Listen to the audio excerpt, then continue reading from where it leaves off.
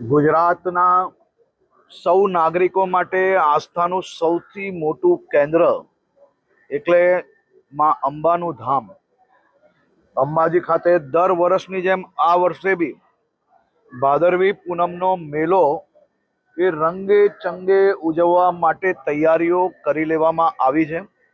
આજે વહીવટી તંત્ર જોડે ભાદરવી મેળાની સમીક્ષા બેઠક રાખવામાં આવી હતી અને આ વર્ષે દર વર્ષ કરતા મોટો મેળો લાખો ભાવિ ભક્તો માટેની વ્યવસ્થાઓ માટેની સંપૂર્ણ તૈયારીઓ પ્લાનિંગ વહીવટી તંત્ર દ્વારા કરી લેવામાં આવ્યું છે।